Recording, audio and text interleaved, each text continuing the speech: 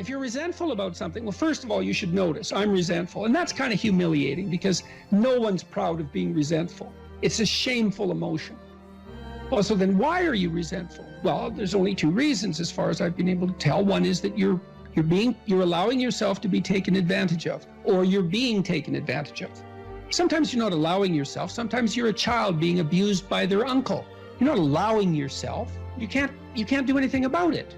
You're resentful because you're being taken advantage of or because you're immature.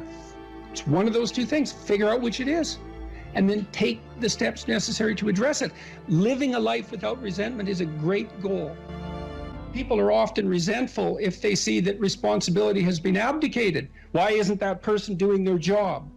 It's like, well, hey man, step in at your workplace, in your family.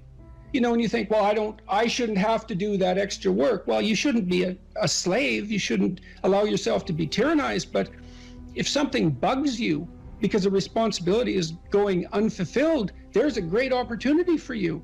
And this is something I don't think we teach young people well. And one of the things, you may remember this, that was so striking about the tour was that I made a case fairly consistently that most people find the meaning that sustains them through the vicissitudes of life, not in happiness, but in responsibility. And that would bring everyone to a halt. It would always make the whole theater silent. It's like, oh, I never thought of that connection. Because maybe you want to avoid responsibility, and you can understand why. You can understand why. You hide from it. That is what you encounter if you go out in the world. You think, who the hell wants that? I don't want the responsibility. It's like, well, yes, you do, as it turns out. There's nothing better than responsibility. Now, you know, I say that with some caution. I think that it's hard to say. The responsibility, I've been overwhelmed by my apparent responsibility, but I think it's also kept me alive. And I mean that literally. And so, wait, can you go a little deeper with that? I mean, when you were at your darkest moments in the last 2 years, whatever that might be, was it the feeling of the... many times in the last year where it would have been much easier for me just to be dead. That's constant. So, but no. But is it but no because of something in you, or is it but no because of the people that you would have abdicated that responsibility of the people, or is that ultimately the same thing? It. Yeah. Well, I do think the two aren't easily distinguishable, but it's definitely that. It's definitely that. You know. And it's one of the chapters. The last chapter is be grateful in spite of your suffering. You know, you need a meaning to sustain you through suffering, and it is the case that you find that in responsibility. Well. And so it's good advice for anyone who's at work. You're resentful about this and that because people aren't pulling their weight. Pull it. See what happens. You become indispensable instantly. You'll know everything. And maybe that job won't be for you, or maybe that relationship won't be for you, but you'll take your hard acquired wisdom and go elsewhere and flourish there. So, you know, this kid stopped me. I think I wrote about this in this book. Kid stopped me in a restaurant one day when I was walking in, and he said, and he had an undergraduate degree, and he was working as a waiter in a chain steak place. And he stopped me and he said, you know, about 6 months ago, I was watching one of your lectures, and I decided to stop being resentful about my job. And he was resentful because he had a university degree and he was working as a waiter. You know, and look, I don't have anything against waiters. It's like a waiter can make your evening, you know, hooray. He said, well, I decided I'd start trying at my job, like really trying as if it was worthwhile. He said he got 3 promotions in 6 months, like he's just rocketing up the power hierarchy. Well, it's not power, it's competence if it's well run. You know, and places are full of opportunity. There's always people out there who are doing far better than you on pretty much anything you want to imagine. And if all you're doing is seeing yourself in their reflected light, let's say, then it's going to be pretty damn dismal. But it's not a good comparison because, well, first of all, there's danger in just comparing yourself to others, period, because they're not you. And God only knows what struggles they had to undertake to get to where they were, or what burdens they're currently carrying that you're not aware of. But you can certainly contrast yourself with yourself. And that's a lot better. It is the only way. Well, it's also the only way of really of really measuring anything approximating proper improvement. You can actually tell when you're a little better than you were yesterday. Right. And you can actually do that. That's another thing that's so interesting about it, is that you can actually make yourself a little better in some way, pretty much. Well, I don't know if it's at every moment, but you can certainly do it every day. Let's say you want to become who you could be in the fullest sense. So let's say you're someone who's going to solve some serious problems. Okay, the first thing you have to do is admit to the seriousness of the problems. That's no joke. And so the first thing is just the terror of the problem itself. And that's enough to paralyze you. And that's the Hydra, that's the Gorgon with the head of snakes. It'll paralyze and turn you to stone. That's the basilisk in the Harry Potter series. You look at it and it turns you to stone and lurks underneath everything, right? And it's malevolence and tragedy. And so there's that. And then the next is, well, you're going to take responsibility for that? You're really going to do that, are you? That's a hell of a load, man. And so it's daunting to even consider that. And then there's the discipline and responsibility that necessitates, which is also daunting. It's like, oh my God, the problem's that serious. I'm really going to have to get my act together in order to not contribute to it, much less solve it. And so the problem is terrible. And then the solution is daunting.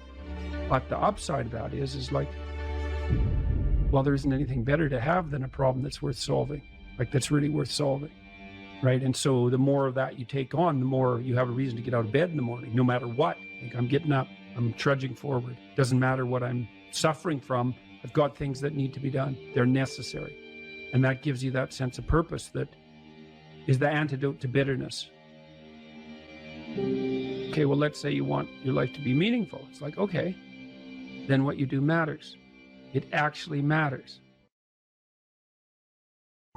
Or how starting to clean up the room changed their life. That's quite fun because it's something I always tell people to do instead of going out and protesting. Jesus, I just can't stand Cleaning up that. the room? Yeah. Meaning? Well, my sense is that if you want to change the world, you start from yourself and work outward because you build your competence that way. It's like, I don't know how you can go out and protest the structure of the entire economic system if you can't keep your room organized. Well, I made a video call, which was called Message to Millennials, where it was called How to Change the World Properly. A bit of it on the pretentious side, I suppose, but I was trying to produce something that was a counterposition to this idea that what you should do is go out and fix up other people.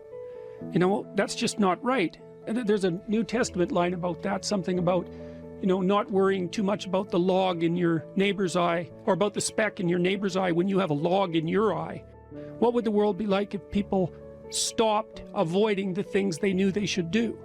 You know, because the question is, how much are we contributing to the fact that life is an existential catastrophe and a tragedy? How much is our own corruption contributing to that? That's a really worthwhile question. The things you leave undone because you're angry, you're resentful, you're lazy, you have inertia. Well, you consult your conscience and it says, well, you know, that place over there could use a little work. It's the same as working on yourself, and so you clean that up because you can. And then things are a little clearer around you. And you're a little better off because you've practiced a bit. And so you're a little stronger, and then something else manifests itself and says, well, maybe you could like take a crack at fixing me up too. So you decide to do that. And then that gets a little bit more pristine, you know, and soon, and it's humble because you're not exceeding your domain of competence. You know, it's like, don't be fixing up the economy, 18-year-olds. You don't know anything about the economy. It's a massive, complex machine beyond anyone's understanding, and you mess with it at your peril.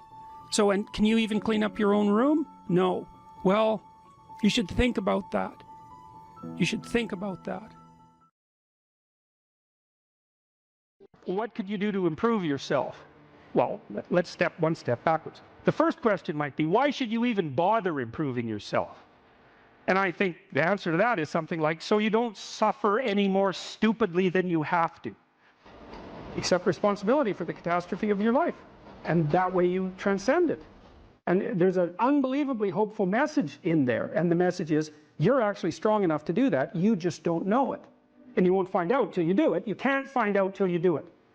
But if you did it, you'd find out that it was true. Bargain with the future. Wow, that's just, what an idea that is. You know, it's so unlikely. It's a massive risk. It's the ultimate in risks, right? You have to be willing to lose your life in order to find it. what you're willing to forego today's pleasure for tomorrow's advantage. And that's what sacrifice is. And I would say, start where you can start. You know, if something announces itself to you as in need of repair, that you could repair, then hey, fix it. You fix 100 things like that, your life will be a lot different. If I wanted to spend 10 minutes making this room better, what would I have to do? And you have to ask yourself that, right? It's not a command, it's like a genuine question. And things will pop out in the room that you know, there's a stack of papers over there that's kind of bugging you, and you know that maybe a little order there would be a good thing. There's some rubbish behind your computer monitor that you haven't attended to for like 6 months, and the room would be slightly better if it was a little less dusty and the cables weren't all tangled up the same way. And if you allow yourself just to consider the expanse in which you exist at that moment, there'll be all sorts of things that'll pop out in it that you could just fix. So life is brutal, and what you have to set against that is possibility. So I would say if you're 16 and your life isn't so happy, it's like look around and see if there are opportunities that people are granting you, even imperfect opportunities, because they're going to be imperfect, that you could exploit in the proper way and learn and grow. But the fundamental lesson, the more fundamental lesson that's underneath that is don't let what you are stop you from being what you could be. So imagine that there's you and there's the potential inside you, whatever that is. You know? And potential is an interesting idea because it represents something that isn't yet real, yet we act like it's real. And that potential is partly what you could be if you interacted with the world in a manner that would gain you the most information. You take yourself and you put yourself in a new environment. New genes turn on in your nervous system. They encode for new proteins. And so you're full of biological potential that won't be realized unless you move yourself around in the world into different challenging circumstances, and that'll turn on different circuits. You know, I often tell people too, fix the things you repeat every day, because people tend to think of those as trivial. You get up, you brush your teeth, you have your breakfast, you know, you have your routines that you go through every day. Well, those probably constitute 50% of your life. And people think, well, they're mundane, I don't need to pay attention to them. It's like, no, that's exactly wrong. The things you do every day, those are the most important things you do. Hands down. All you have to do is do the arithmetic.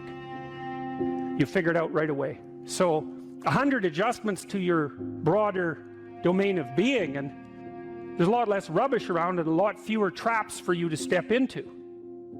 Once you've got your mind and your emotions together, and once you're acting that out, then you can extend what you're willing to consider yourself and start fixing up the things that are part of your broader extent. While you're experiencing things announce themselves as in need of repair, doesn't mean that it's you right then and there that should repair them. You have to have some humility. You don't walk up to a helicopter that isn't working and just start tinkering away with it. You have to stay within your domain of competence. But most of the time, if people look at their lives, it's a very interesting thing to do. I like the idea of the room because you can do that at the drop of a hat. You know, go back to where you live and sit down and think, okay, I'm going to make this place better for half an hour. What should I do? You have to ask, and things will just pop up like mad. And it's partly because your mind is a very strange thing. As soon as you give it a name, a genuine aim, it'll reconfigure the world in keeping with that aim. That's actually how you see to begin with. And so if you set it a task, especially, you have to be genuine about it, which is why you have to bring your thoughts and emotions together, and then you have to get them in your body so you're acting consistently. You have to be genuine about the aim, but once you aim, the world will reconfigure itself around that aim, which is very strange. And it's technically true. And so I think that you can, in fact, decide to take on the load that's optimally meaningful if you want, and then you get to have your cake and eat it too. You're on the pathway to continual incremental improvement. You only have to burn off a feather at a time instead of having the whole bloody thing burst into flames. It's a constant source of renewal. And there's an idea that to be renewed, you have to drink the water of life. That's an old mythological idea. Chaos is water. Water is chaos. Water is what washes away too much order. And to stay continually refreshed by the water of life is to take on exactly the right amount of chaos to make sure that your garden is properly nourished. And I think meaning is actually the marker of that. You don't choose your interests, they choose you. And that's really worth thinking about too, man, because, you know, it's really hard to get interested in something you're not interested in, even if you know there's a good reason for it. You know, you're studying for an exam, you find the material boring, anything will be more interesting than the study. Even though you know that that's what you need to do, you can't voluntarily grab yourself by the scruff of the neck, let's say, and shake yourself and say, sit down and concentrate. Your mind will just go everywhere. But then if you're interested in something, and even if it's something you shouldn't be interested in, because that happens all the time, then it's like you're a laser focused, man. You can pay attention forever. You can work until you're exhausted. You won't even notice it, and you remember everything. It's like, okay, if you can't control your interest, what does? Your interest was being manipulated behind the scenes by unseen forces that were associated with your characterological development across time. That was the manifestation of the self. So the self is this, the potential you, let's say. And the way it operates in the present is by gripping your interest and directing it somewhere. And that's part of the instinct of self-realization.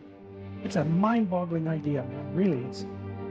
The potential that you are has to manifest itself somehow in the here and now. It has to. And what better way than by directing your attention? You know, it's like, it seems like this might be useful for you. Maybe you get attracted to this person. Maybe you admire this person. That happens with kids a lot. They'll admire someone and then copy them. And you can see that that's obviously part of their developmental progression, right? It's a form of hero worship, but kids are very imitative and they hero worship at the drop of a hat. And so they're entranced by the next stage of development. And if they see someone who embodies that, especially if it's in the zone of proximal development, it's something they could achieve, stretching a bit. They find someone who embodies that next stage of development, and then they start to imitate them and act like them. Well, adults are no different. We're no different. We do it at a perhaps more abstract and sophisticated level.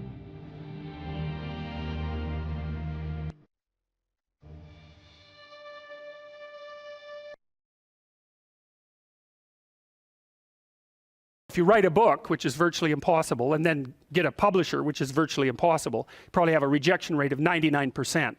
So then if you do manage to publish the book with a reasonable publisher, which you won't because it's impossible, then you get 8% royalties. That's it. So 92% of your labor goes to the sales, marketing, and distribution end of things. And so it's very, very difficult to generate capital as an entrepreneur. And there's innumerable impediments. One of the things that people do, and this is something for those of you who might be entrepreneurially minded, here's another thing that you have to understand, is that you can't really create a product and then launch it.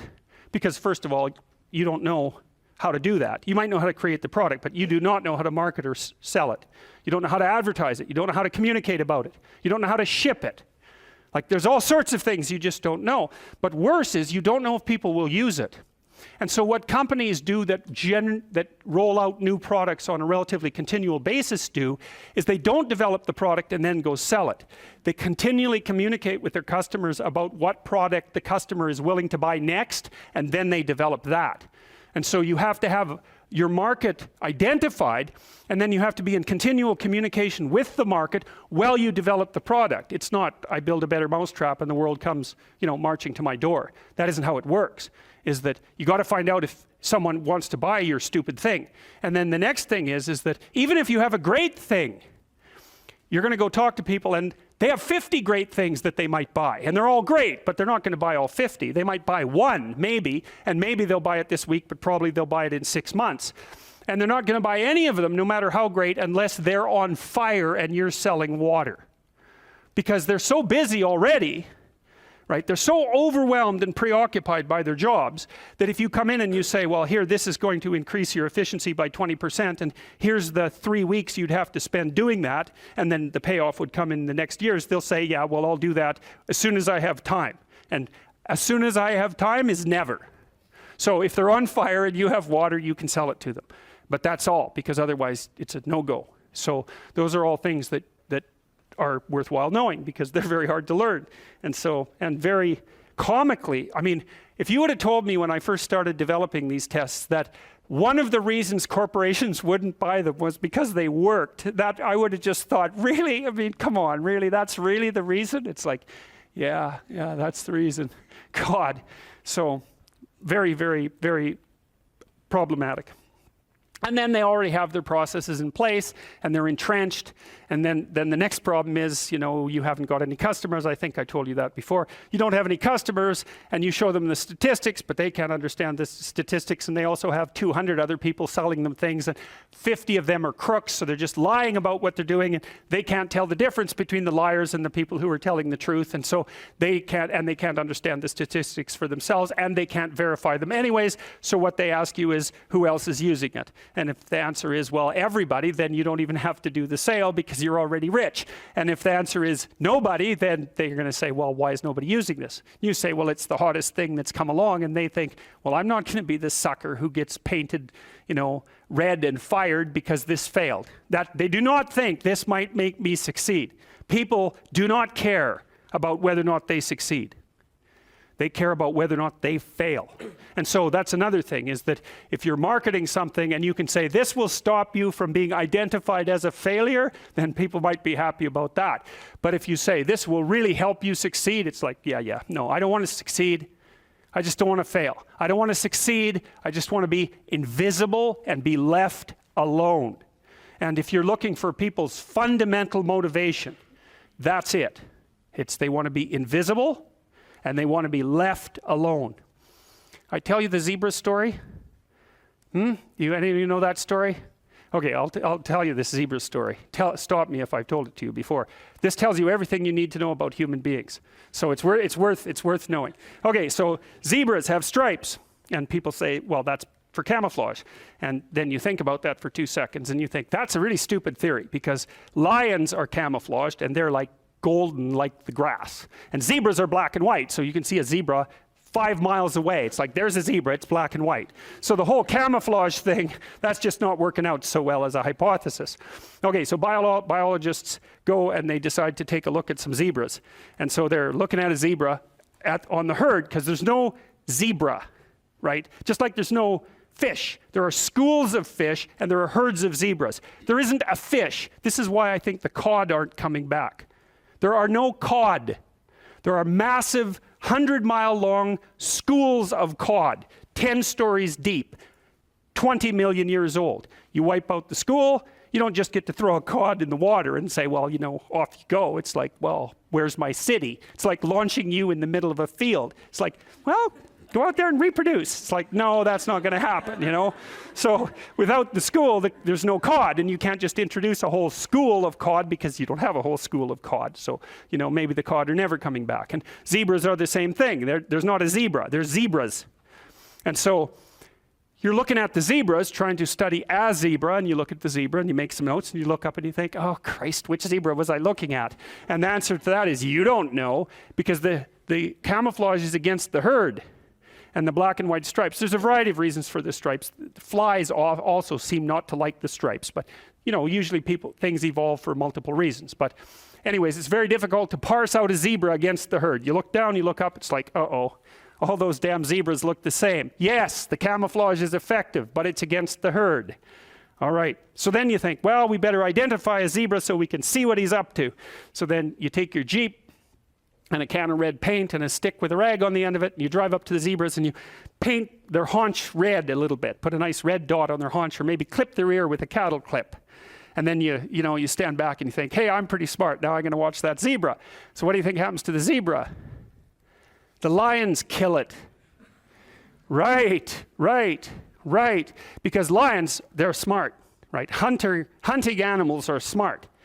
But they have to identify a zebra before they can organize their hunt. They can't just hunt the whole herd. They have to pick out a zebra. And so maybe it's like a zebra that's got a sore hip or something. And so you think, well, nature's kind. It just takes the weak. It's no, zebra or lions like really healthy, delicious zebras. But they look like all the other healthy, delicious zebras, so they can't get a bead on them. But if they're small and just born, or if they're limping, or there's something that identifies them, then the lions can pick them out. And then they do pick them out. And so the rule for human beings is keep your damn stripes on so the lions don't get you. And I'm telling you, man, if you want to remember one thing from my class about human motivation, that's a good thing to learn. People camouflage themselves against the herd, and they like to be in the middle of the herd, which is what fish do, by the way. If you have a big school of fish, the smart, healthy, large fish are in the middle of the school. Because you know what you call fish on the outside of the school? Bait. Right. So that's what people are doing. They're trying to move into the middle of the herd all the time. And the herd moves around, or the school moves around, and people are going, well, I'm in the middle. I'm staying in the middle here. So I've got this protective ring of people around me so the predators don't pick me out and do me in. So, okay, so that's part of the reason why I said, well, you can't sell something to someone for success, because you know, you're thinking, well, people are aiming at success. Don't be thinking that. It's not by any means necessarily true. Trait neuroticism is a powerful motivator. And trait neuroticism is, let's not be too threatened or hurt, right? That's the negative emotion system. And the negative emotion system is a killer source of motivation. You know, you also see that there are scales of well-being that have been designed, mostly by social psychologists, which means they're very bad scales most of the time, because their psychometric capacity is absurdly low, generally speaking. So what you find with scales of well-being, sometimes they're talked about as scales of happiness even, is that people aren't after happiness, they're after not hurting. It's not, so they don't want to be extroverted and enthusiastic, right? And bubbly and full of smiles and laughter. That isn't what they mean by I want to be happy. What they mean is I don't want to be anxious or in pain. And so well-being scales tend to be something like emotional stability plus extroversion. But the big loading is on emotional stability, the reverse of neuroticism. You want to avoid suffering. You don't want to be happy. You want to avoid suffering. And one way to avoid suffering is not to let the lions gnaw on you. And one way of doing that is to stay in the middle of the damn herd. And so, like, I'm not being a smart aleck about this. I understand why people do that. There's real danger to being visible. There's real danger in being visible. Now, you might be successful if you're visible, but you also might be dead. Make a damn schedule and stick to it. Okay, so what's the rule with the schedule? It's not a bloody prison. That's the first thing that people do wrong. They say, well, I don't like to follow a schedule. It's like, well, what kind of schedule are you setting up? Well, I have to do this, then I have to do this, then I have to do this, you know, and then I just go play video games, because who wants to do all these things that I have to do? It's like, wrong. Set the damn schedule up so that you have the day you want. That's the trick. It's like, okay, I've got tomorrow. If I was going to set it up so it was the best possible day I could have, practically speaking, what would it look like? Well, then you schedule that. And obviously there's a bit of responsibility that's going to go along with that, because if you have any sense, one of the things that you're going to insist upon is that at the end of the day, you're not in worse shape than you were than at the beginning of the day, right? Because that's a stupid day. If you have a bunch of those in a row, you just dig, you know, you dig yourself a hole and then you bury yourself in it. It's like, sorry, that's just not a good strategy. It's a bad strategy. So maybe 20% of your day has to be responsibility and obligation, or maybe it's more than that, depending on how far behind you are. But even that, you can ask yourself, okay, well, I've got these responsibilities. I have to schedule the damn things in. What's the right ratio of responsibility to reward? And you can ask yourself that, just like you'd negotiate with someone who is working for you. It's like, okay, you got to work tomorrow. Okay, so I want you to work tomorrow. And you might say, okay, well, what are you going to do for me that makes it likely that I'll work for you? Well, you could ask yourself that, you know. So maybe you do an hour of responsibility and then you play a video game for 15 minutes. I don't know, whatever turns your crank, man. But, you know, you have to negotiate with yourself and not tyrannize yourself. Like you're negotiating with someone that you care for, that you would like to be productive and have a good life. And that's how you make the schedule. It's like, and then you look at the day and you think, well, if I had that day, that'd be good. Great.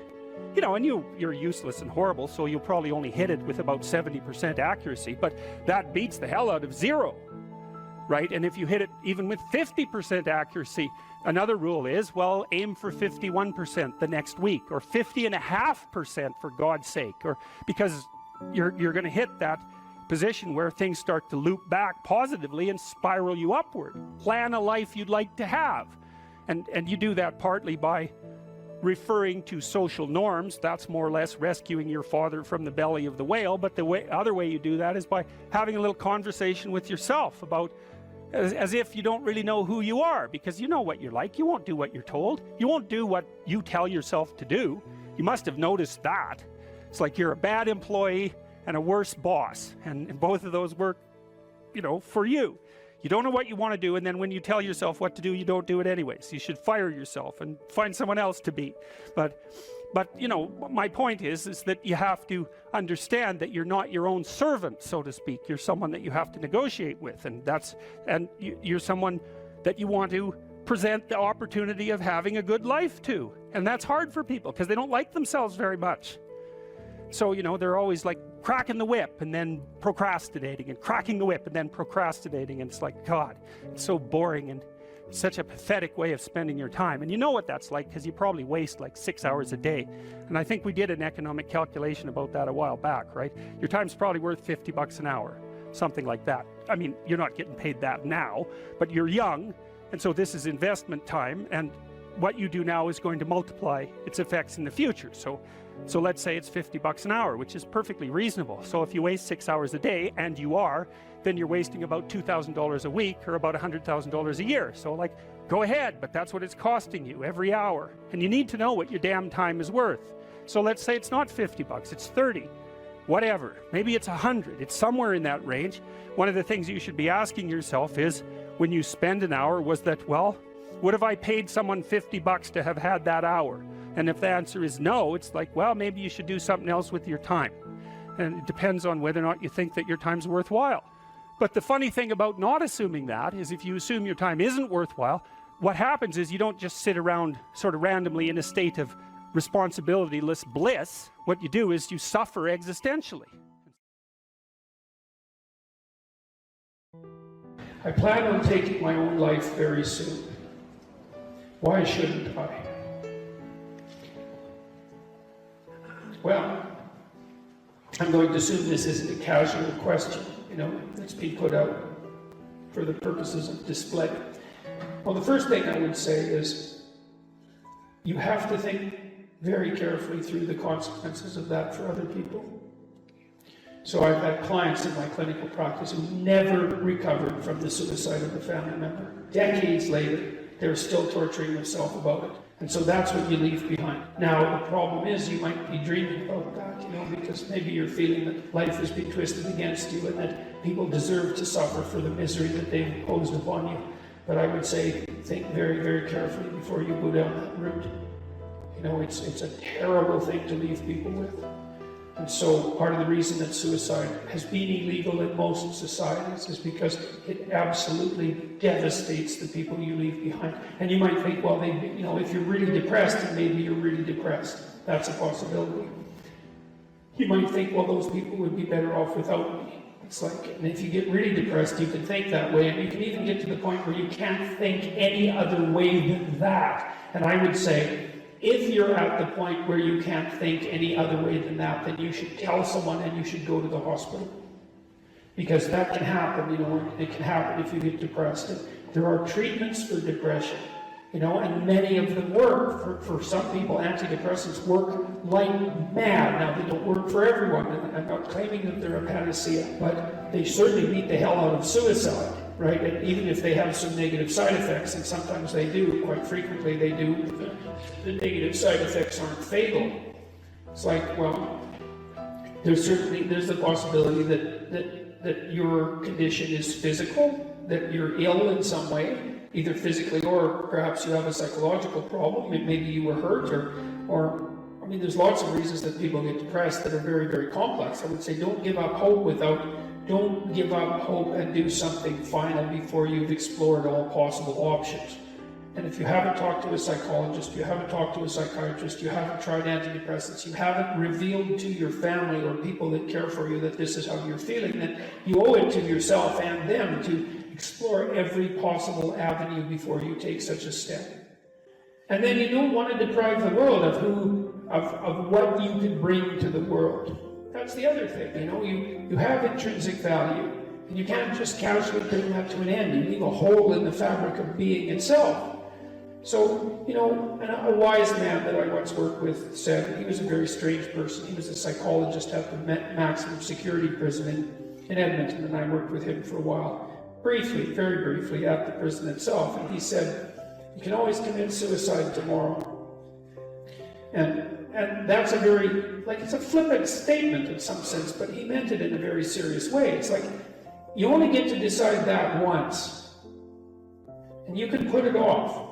And so I would say just put it off, and then put it off some more, and then put it off some more, and see what you can do to put yourself together. You know, you explore every possible option. And if you're so hopeless that you have a suicidal plan, which is a real sign of danger, if you really know how you would do it and you've thought it out, then I would say, tell someone, for God's sake, tell them, or go to a hospital and tell them. And for sure, try antidepressants, but what the hell do you have to lose? So do everything you possibly can to address the issue before you do something like that. And do give some thought to the people that you're going to leave behind, because believe me, you may just absolutely wipe them out in a way that they will never recover from. You cannot fix someone's suicide. You're stuck with it. And you think you torture yourself for the rest of your life. If I would have only known, if I would have only said something different. This particular client talked to her relative, a sibling, who committed suicide like 20 minutes before he committed suicide, probably after he took the pills. You know, and she was kind of preoccupied because you don't know that the person at the other end is at the end of their tether. And she never forgave herself for not responding properly in that last phone call.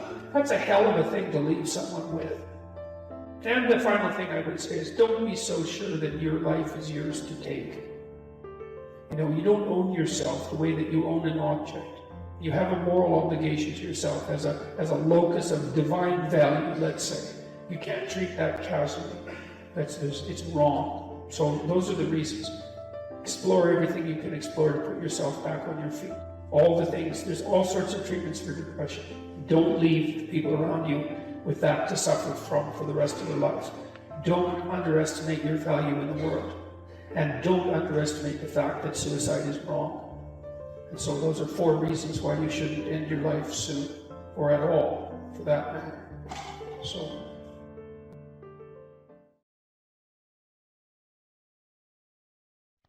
If you can communicate in those means, speaking, writing, and if you can think, you are so powerful that nothing can stop you. You think about it, well, what do you mean? Well, I don't care who you are. I don't care if you're a plumber or a waitress. Not that there's anything wrong with being a plumber or a waitress, because there isn't. It's like, you're going to negotiate for a raise, you're going to negotiate for a promotion, you're going to negotiate how your customers treat you, you're going to negotiate how you advertise yourself, for example, with regards to picking up customers. That's all articulated linguistic ability, the ability to express yourself. If you're good at that, you win, period. And so, right, look, there's a reason, like the children of rich people took liberal arts degrees. Why? Because the rich knew that that was the best possible training for leadership positions. And it wasn't because it was a romp through the park for 4 years and then daddy's inheritance. It was because if you learned how to communicate, you were unstoppable. You can accomplish what you want to accomplish if you're being wise about it by being eminently reasonable. That's the thing, is you can have reason on your side, and I mean reason in the best possible sense. It's like you don't have to be temperamental and impulsive in this sort of situation. You can try to put yourself together, which I would highly recommend, and then you can lay yourself open to the attacks. Now, that means you should be able to defend yourself. You should have the articulated structures at hand. You should orient yourself properly, politically and philosophically, and even physically for that matter, so that you're a force to contend with. But once you have that down, then you play it with the lightest possible hand. And that way also you have the highest probability of let's say, of changing the minds of people who are possessed by an ideology so that they can rejoin the productive political dialogue. And that's what you want. You don't want to defeat them. First of all, good luck with that. It's like, well, you're going to live with them. You can't defeat people that you live with, because there they are the next day. And if you defeat them, well, then they're defeated. And maybe that's not for the best. And second, it's not like they're happy about the fact that they're defeated. It's not like they're not going to be waiting around to find out when they can defeat you next. It's like if you're married to someone, think, well, I won that argument. It's like, no, you didn't. No, you didn't, because there that person is, waking up next to you the next day. And so if you won, you know, and they're defeated and humiliated because of it, then the probability that they're going to react properly to you, if they have any sense at all, is very low. And so what you want is you want to negotiate your way to a sustainable peace. And that's what you want to do in the political realm too, because, well, in this country, you know, there's a certain amount of polarization. I don't think it's anywhere near as bad as the media is making it out to be, as they go through their death spirals and generate clickbait like mad. Because, you know, in the US, you guys have been voting 50% Republican and 50% Democrat for what, about 20 years, right down the middle. It hasn't changed that much. But these people who are on the opposite side of the political spectrum from you, they're the people who live across the street. They're the people who live down the street. They're family members, for that matter. And you're going to have to live with them. It's like you don't want to defeat them. You want to bring them back into the reasonable political dialogue. And you do that by having a certain amount, first of all, by getting your act together so that you're a credible and admirable person, but then by having some forbearance and negotiating towards peace.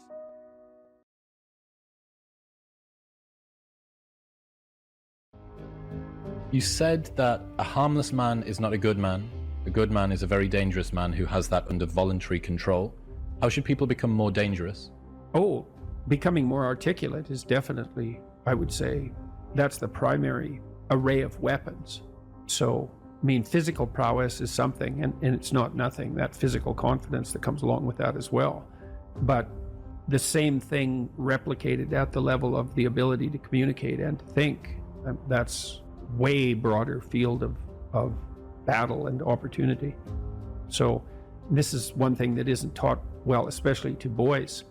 It's more important to teach it to boys, I would say, because they're more skeptical of the educational enterprise in general, generally speaking, partly because they're less obedient, partly because they're less agreeable. That's particularly true for disagreeable boys. And agreeable boys get higher grades independent of their IQ and their academic achievement, because they're easier to deal with.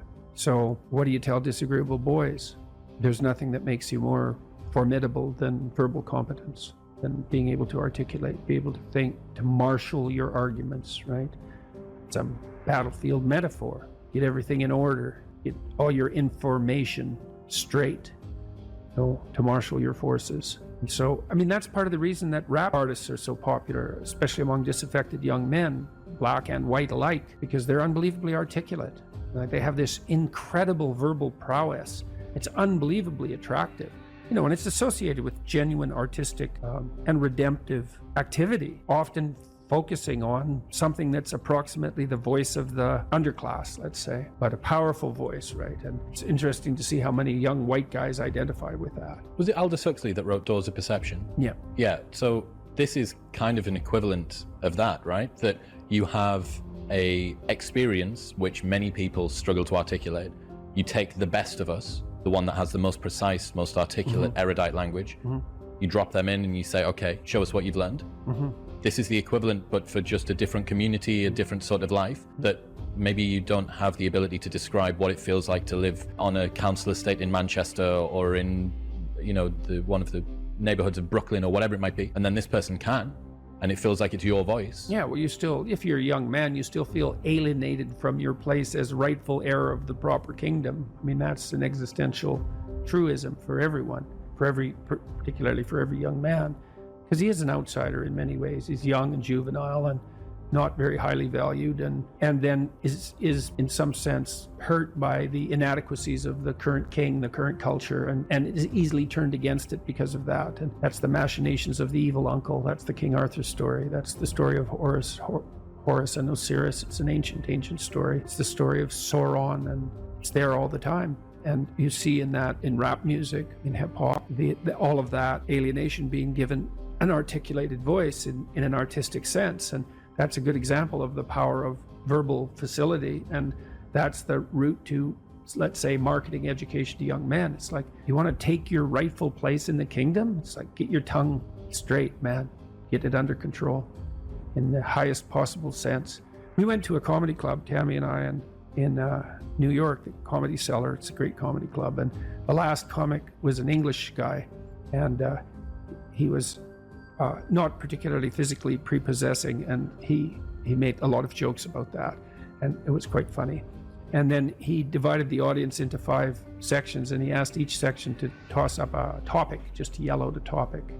And they were like random topics like the Kennedy assassination and electric lighting before 1890. Those were 2 of the topics. And the other 3 were just as diverse. And then he put on some beats, and he did about an 8-minute rap. With every verse rhymed, and he tied the whole thing together at the end and ended at the end of the music, all spontaneously. It was unbelievable. And that's Logos, man. That's the redemptive power of the Logos right there. The magic word, the sacred word, just manifesting itself on stage. There's something very impressive. Something about that does feel dangerous as well.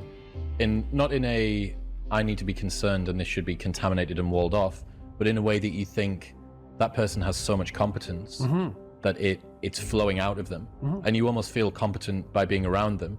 But you certainly feel competent by appreciating it.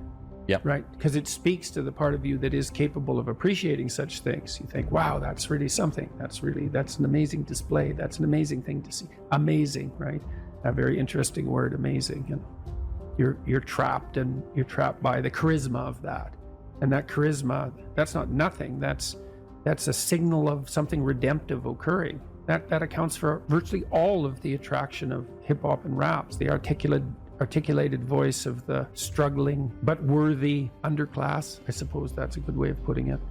But those who are alienated from their rightful place. And so that verbal prowess is one of the ways they struggle up towards the light. And that's a good example of that, of having that danger under control, because it's a dark genre in many ways, right? There's a real undercurrent and air of violence that surrounds that and its culture, like the punk movement in the UK back in the late 70s.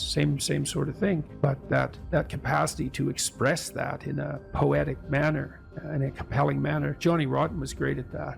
He was so intense. He has a song called Rise, which I used to show my clients all the time when I was starting assertiveness training with them. I'd put on Johnny Rotten's Rise, and the line in there is, anger is an energy, and he's got these unbelievably intense eyes. Anger is an energy. You bet. And John Lydon, man, he could channel that like almost no one I've ever seen. He'd get that anger built up inside him, and then it was completely under control, and he expressed it in his music, and he's absolutely captivating, unbelievably charismatic. And I really liked his music, that raw anger in the music. But it was in the bloody music, wasn't it? It wasn't some random riot, He transmuted that into something, you can argue about the poetic merits of punk rock, although I don't think you should. I mean, I Did It My Way, Sid Vicious's version of I Did It My Way. My God, that's a work of genius, that. It's so brilliantly satirical.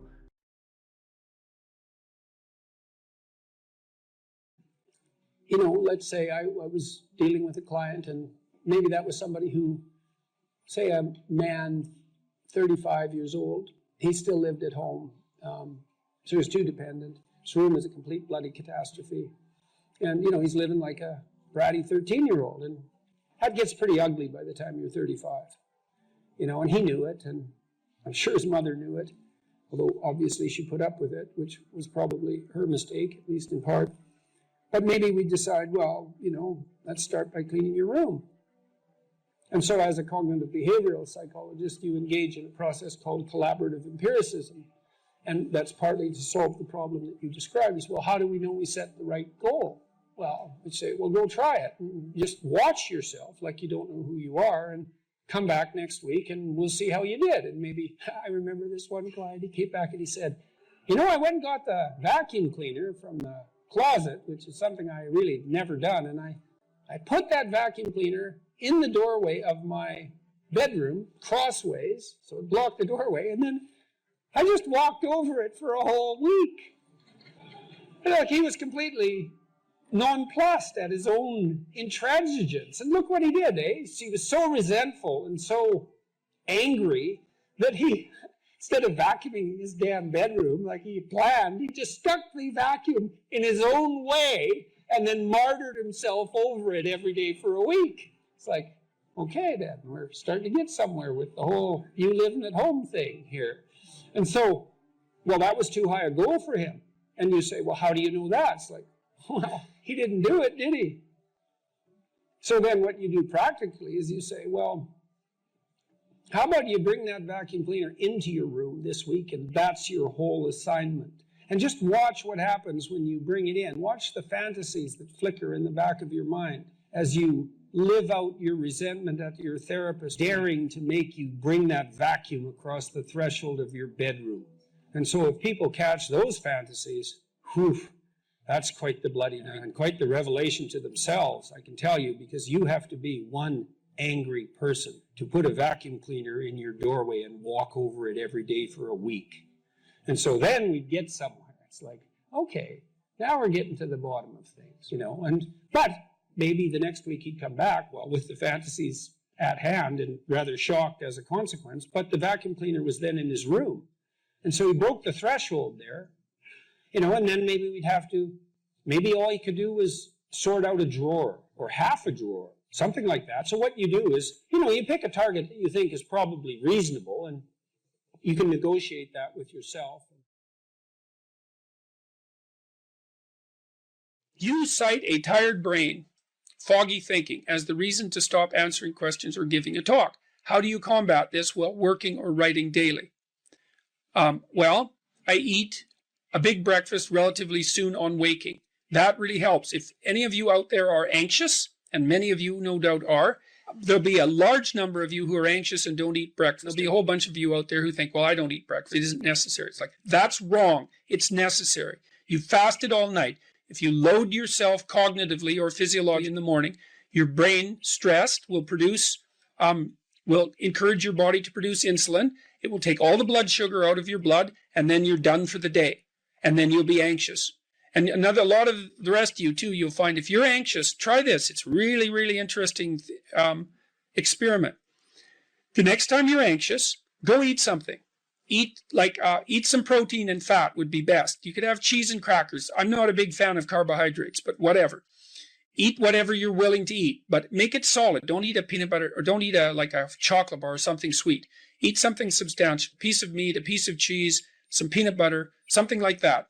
And then wait 10 minutes and see if you're less anxious. And try that for like 2 weeks. Every time you get anxious, eat something. Because then you can find out if your anxiety is linked to low blood sugar. And it's very likely that it is, especially if you also get irritable and foggy in your thinking.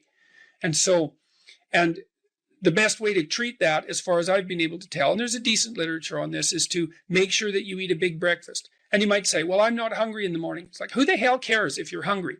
I didn't say enjoy your breakfast. I said eat it. That's not the same thing. You know, there's lots of things that you need to do that you don't enjoy to begin with. You'll get hungry in 6 months, and then you'll start to enjoy it. So that's a massive difference. I take small naps quite frequently. If I'm wiped out, you know, I'll go have a nap for 10 minutes or 15 minutes, and then that helps quite a lot. I try to wake up on a fairly regular schedule. That's another thing I would really recommend for people whose lives are in disarray and who are anxious. Try to fix your wake time. Going when you sleep, that's not so important. So you can still, you know, stay up late and have fun and all that. But getting up in the morning is really helpful. So, you know, and you also have to figure out how much you can work or write. I can't write for more than about max. My sustainable maximum for writing is 3 hours a day. And if I push it past that, then, especially if I'm editing, I make mistakes when I'm editing, so that's counterproductive, and I can't sustain it across time. And so I don't really think you can do more than about 3 hours of extremely intense intellectual work a day. Although if you have a nap, you can stretch that, but I think at least I end up paying for it across time. So nap, make sure you eat, and make sure that you get enough sleep. So that's how I combat it and try to make myself hyper efficient. You need structure, you need predictability, and you need more of it than you think, just to keep you sane. Now, if you're lucky and maybe a bit odd, you can deviate 5% from the norm or 10% from the norm or something like that, carefully and cautiously, as long as the rest of you is all well ordered in a normative manner. You might be able to get away with that, and you might be able to sustain it across time, and people might be able to tolerate you if you do it, or maybe you'll get really lucky and you happen to be creative but reasonably well put together, and people will actually be happy that there's something idiosyncratic and unique about you. But even under those circumstances, mostly what you want is to have a routine that's disciplined, that's predictable, and bloody well stick to it. You're going to be way healthier and happier and saner if you do that. And then the other thing that you need, because this is one of the things the psychoanalysts got wrong, I think, is that they overestimated the degree to which sanity was a consequence of being properly structured internally, you know. Because from the psychoanalytic point of view, you're sort of an ego, and that ego is inside you. And of course, it rests on an unconscious structure, but the purpose of psychoanalysis is to sort out that unconscious structure and the ego on top of it, and to make you a fully functioning and autonomous individual. But there's a problem with that, because the reason that you're sane as a fully functional and autonomous human being isn't because you've organized your psyche, even though that's important. The reason that you're sane, if you have a well-organized unconscious and ego, is because other people can tolerate having you around for reasonably extensive periods of time, and will cuff you across the back of the head every time you do something so stupid that people will dislike you permanently if you continue.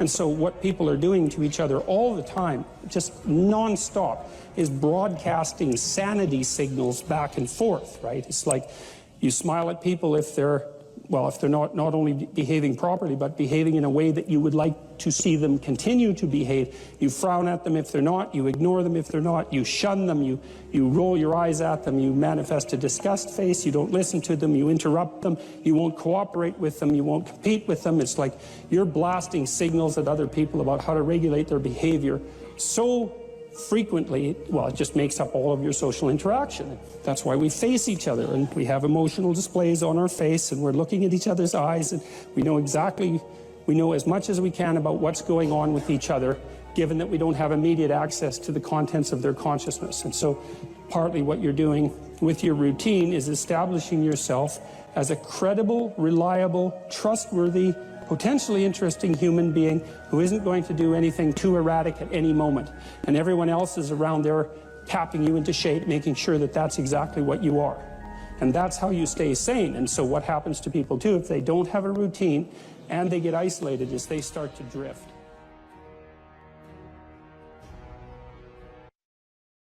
So there's this weird dynamic that's part of the existential system of ideas between human vulnerability, social judgment, both of which are major causes of suffering, and the failure of individuals to adopt the responsibility that they know they should adopt. It isn't merely that your fate depends on whether or not you get your act together and to what degree you decide that you're going to live out your own genuine being. It isn't only your fate.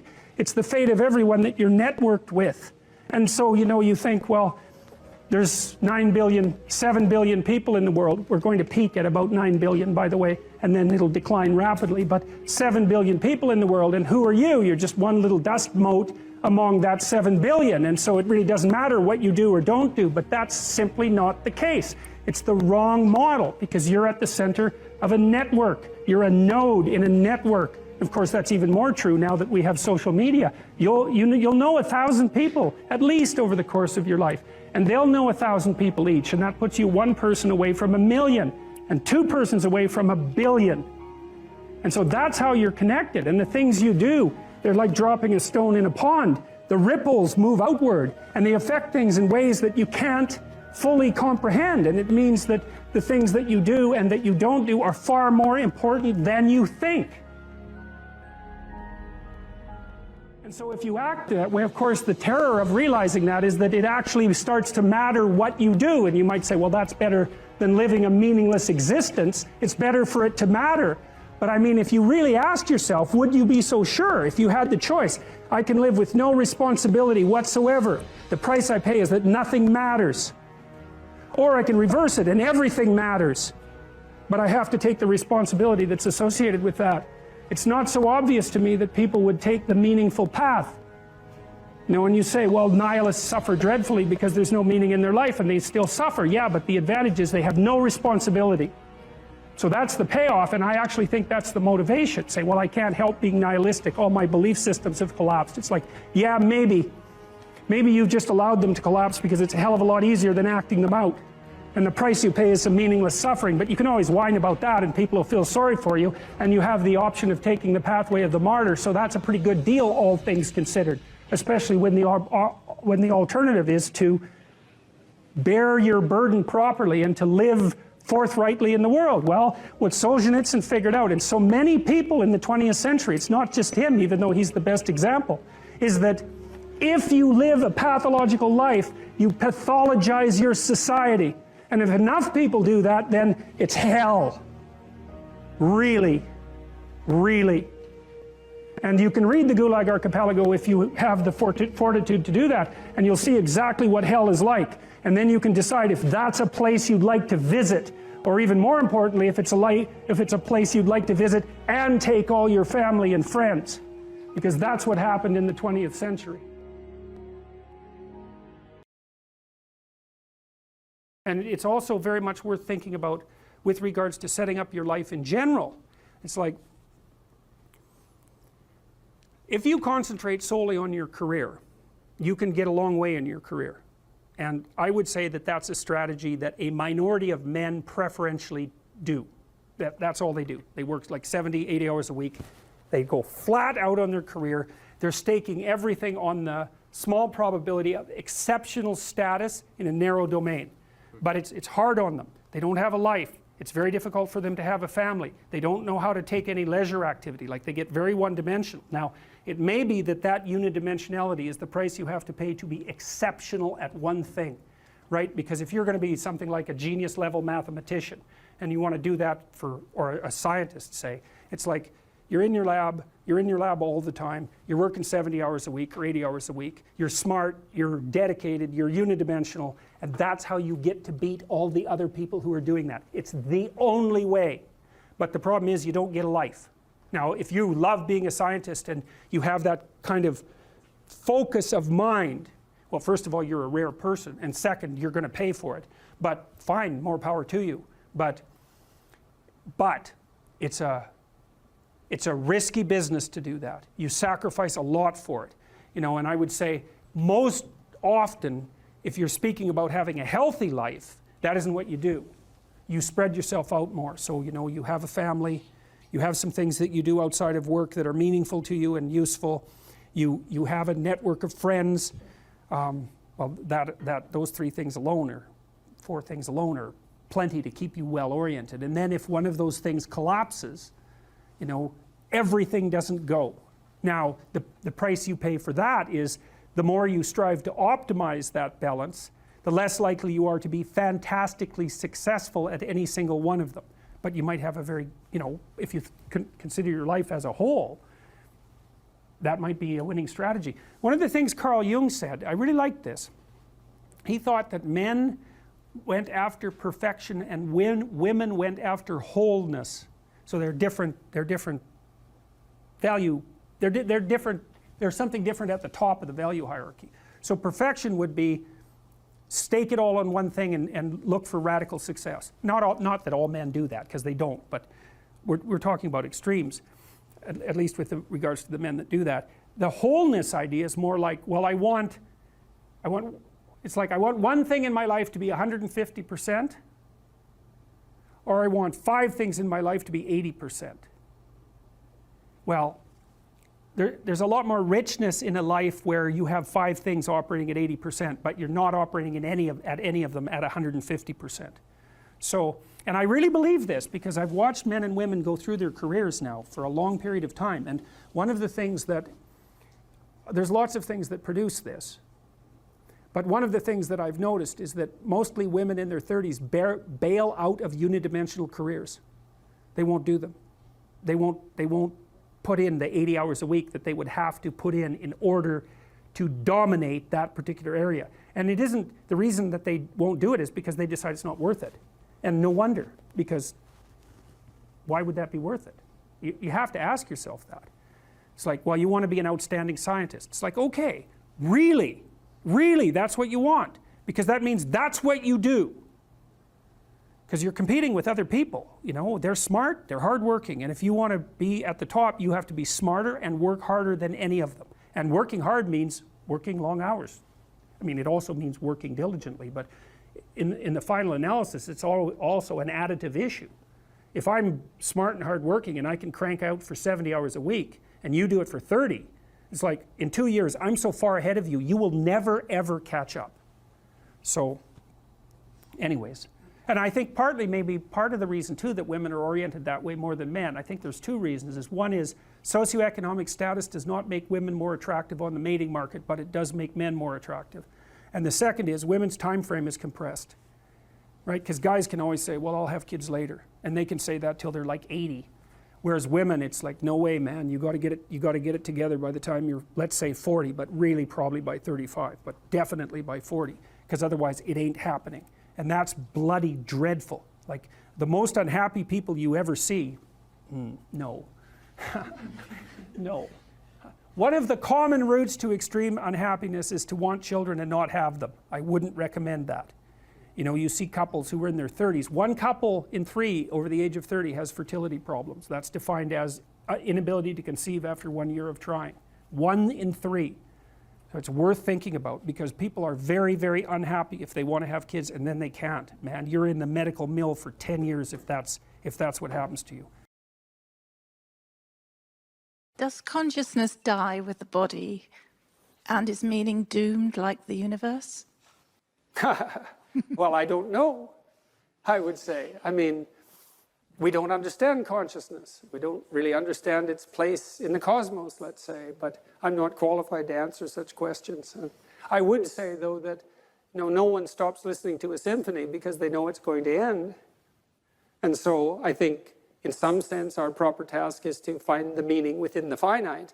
When I had clinical clients who were consumed with such questions, because, you know, you can pick a time frame of evaluation that makes all your efforts futile, right? So, well, the sun is going to envelop the earth. I think it's 4 billion years, so, like, get ready.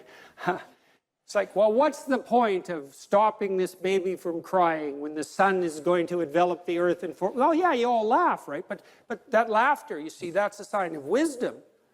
You know that's preposterous. Well, why? I mean, that's the existential question, right? It's like, well, if we're all doomed to ashes and decay, why do anything? Well, I used the baby crying for a reason. I mean, who in the world is going to use that argument to not feed their baby? Well, why feed that thing? In 4 billion years, the sun's going to envelop the earth. It's like, wrong time frame, folks. And so what I would say, and I did say to my clinical clients, if you're adopting a time frame that makes what you're doing appear trivial, the problem isn't necessarily what you're doing, although it might be, and you have to ask yourself that question because perhaps you are engaging in something that's more trivial than you should be. The problem is that your mind, which is capable of leaping across evaluative frameworks, has picked a time frame inappropriate for the task. So quit doing that. Instead, you could say, well, why don't you practice adopting the time frame that imbues your properly oriented action with the deepest possible apprehended meaning? And why would you not think that the fact that that meaning manifests itself with the proper choice of time frame, why wouldn't you accept the fact that's indication of a valid choice? It certainly feels like it.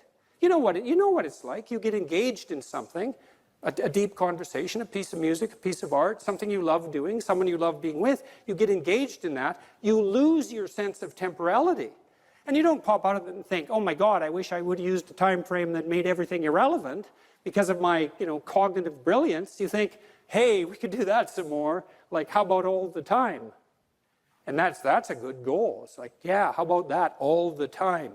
And then you've got time right when you're engaged like that. And I would say that's a profound neurophysiological signal that you're in the right place at the right time, right? Because it's accompanied by a sense of deep well-being, and that's literally an antidote to suffering. I mean that literally. It's with many of my clients who were suffering, what we would strive to do was not so much make them happy, because sometimes that was impossible. They were so crippled in so many ways, often physically and in pain, but something meaningful, that would keep them going and keep them from straying and keep them from thinking homicidal and genocidal thoughts, all of that. And meaning, that's the antidote to suffering. And the question is, well, how is that best to be found? Well, that's an empirical question. You have to look in your own life and see where meaning glimmers and then pursue that, right? That's what Harry Potter is doing, by the way, when he's chasing the snitch. Just thought I'd let you know. And you know, you win the game if you catch that thing. So, well, that's not exactly right. You get 100 points, but, you know, it'll do. So, another question? How about you? Hi, thank you very much for the lecture. You talked a lot about meaning, both from perception and in music and art. What do you mean by meaning? What is meaning, and where is its source? Meaning is implication for action or for reorganization of the perceptual frames that frame action. So there. And is that the sole aim of what you? Is that what you find in art and music? Yes, in complex ways. I mean, in music, you find this demand that the music lays upon you to orient yourself in relationship to this harmonious interplay of patterns. And you might say, well, why is that meaningful? Well, that's a good question. Well, it's because you're acting out something like the adaptation of your soul to the structures of reality itself. Now, it's done very abstractly because the patterns of music are not precisely the actual patterns of the world, right? They're abstractions. But it's play and representation, and it's art. And so you're acting out the process of optimal adaptation at a very high level. When you think what people are doing, imagine a Viennese waltz, you know? So you have this unbelievably well-trained orchestra. They're all emitting patterns like mad, and they're playing while they're doing that, putting little twists on the patterns so that they're a little novel, a little interesting, even if you've heard the music many times. You have the conductor who's keeping all these specialized subsections operating in harmony, and then you have the couples dancing, and they're trained to do that, but they're cutting the rug, you know, in the same way. They have their moves, and they're trying to impress each other, and there's a mating aspect of that, and they're all doing that harmoniously, and it's a complete vision of a ordered society, right from the subatomic realm, let's say, all the way up to the cosmic realm. That's all taking place in the dance. And people don't know that, but, well, they do know it too, you know. And they know it in that they're acting it out. And there isn't anything, in some sense, that you know more deeply or believe more deeply than that which you act out. And you're not smart enough to understand the full totality of your actions. I mean, we're not transparent to ourselves. We act out all sorts of things that are stunningly brilliant without realizing it. And it takes, in some sense, it takes often untold centuries for us to figure out what we were doing and why. And so that happens to you, you know, in your own life when you have a flash of insight into your own behavior. That's why I was doing that. It's like, well, you were doing it. Why didn't you know? Well, you're complicated. You're really complicated and certainly not transparent to yourself. And so I have a paper called 3 Types of Meaning. You could look that up if you wanted a more technical answer, but the music answer by example is a good one. And I think people can really relate to it because, you know, the only person you ever hear who says, well, I don't really like music is like, no, that's just a posture, you know. You like music. You just want to be, you know, kind of interestingly different and controversial. And it's really something, right? And it's also interesting that music has this non-propositional structure that's completely opaque to rational argumentation.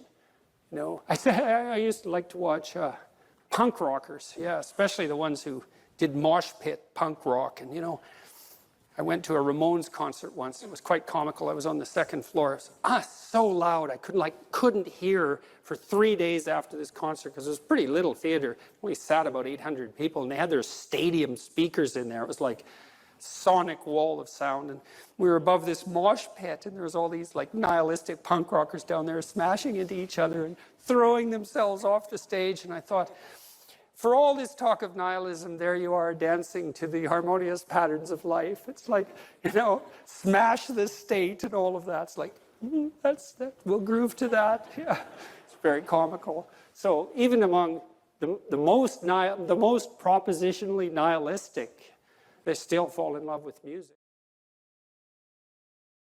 Faith is a presupposition for living in the truth. And then you might ask yourself another question, which is, well, why bother living in the truth? Well, one answer would be so that reality doesn't rise up and smite you repeatedly, which it will, if you're deceptive. So that's one answer, but here's another answer, and this is a better answer.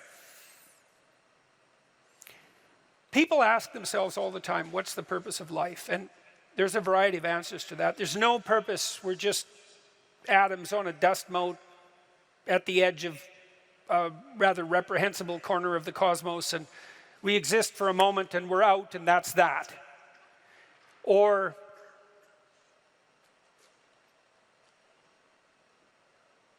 we're so lost in a plethora of subordinate meanings that we're confused and aimless. Or we want to be hedonistically happy, and I would say that's really the offer that's on the table in our culture most of the time. It's like, well, I just want to be happy. And people will say that to you.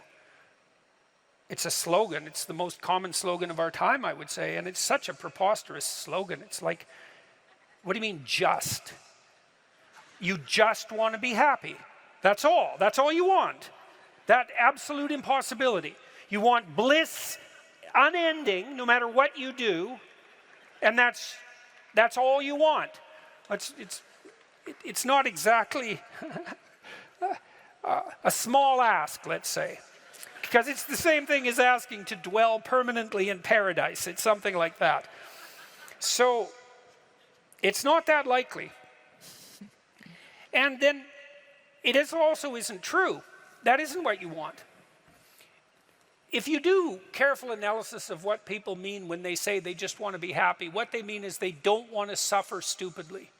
We're much more concerned with not experiencing an excess of negative emotion than we are with experiencing a surfeit of positive pleasure. So first of all, we don't mean we just want to be happy. We mean, please don't make us too miserable. And fair enough, that's reasonable. But then even on the happiness front, even on the absence of misery front, that's not true. One of the things Dostoevsky pointed out in Notes from Underground, which is so bloody brilliant, he was criticizing the idea of materialist utopia.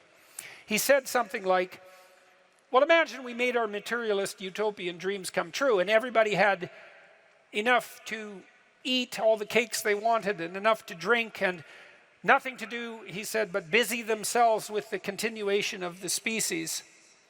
And we were so pleased that we emitted nothing but bubbles of bliss. He said, human beings were so damn ungrateful that the first thing we do is take a stick and smash up all that comfortable prosperity just so that something unexpected and provocative could happen. And that's very smart. You know, that's hearkening in some sense back to the story of the Garden of Eden and the proclivity of human beings to eat the forbidden fruit. It's like it isn't obvious at all that we want happiness. It isn't even obvious that we want absence of misery.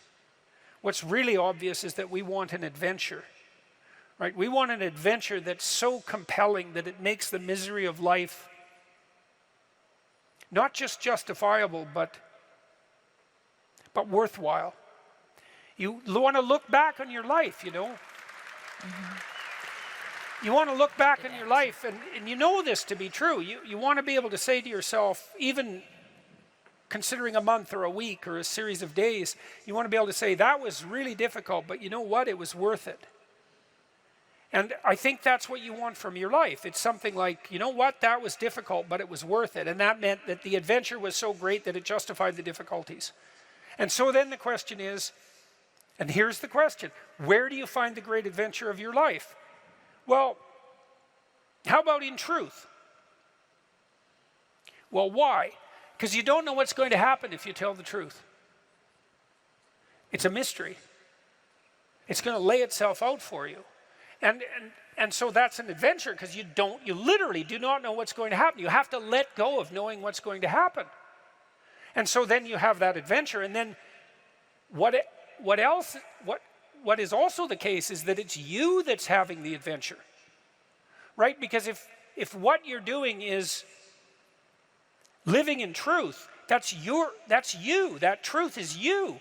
And so that means that whatever happens when you tell the truth is your adventure. And then you think, well, I'm using deception. It's like, well, maybe you are, but maybe deception is using you. And then maybe it's the spirit of deception that's having the adventure of your life.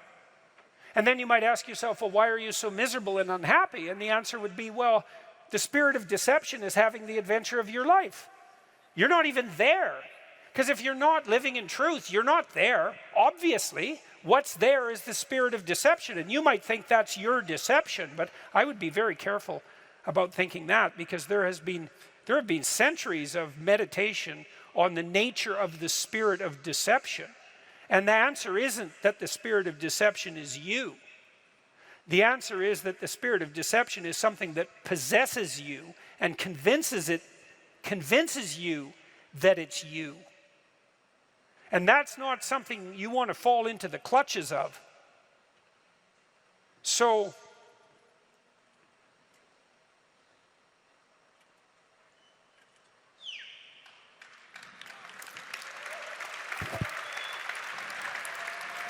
now you have to tell me the question again.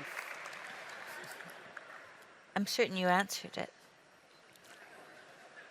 This was about teenagers. Oh, yes. Well,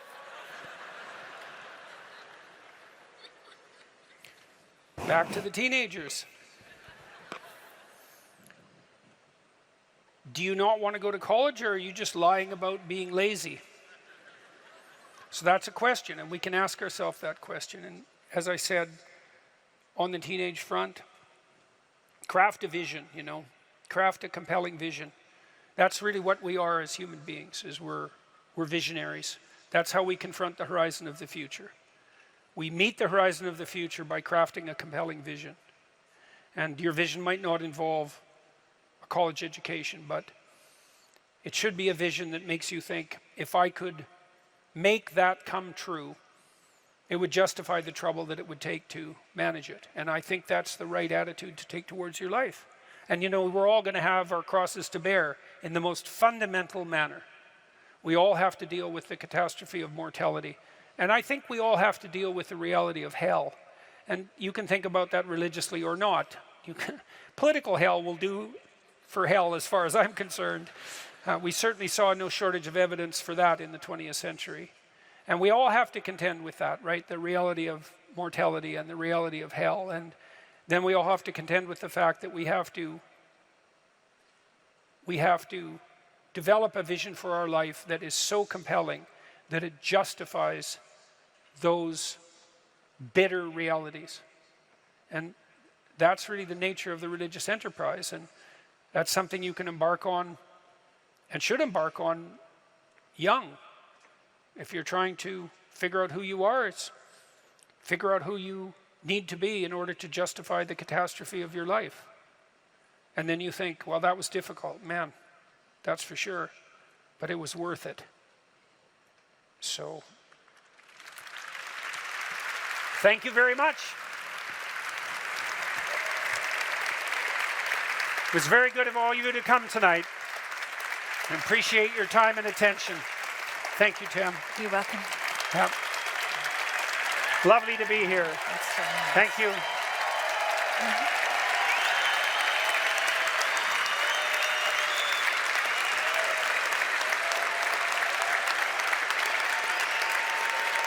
Thank you all. Yeah. Good night.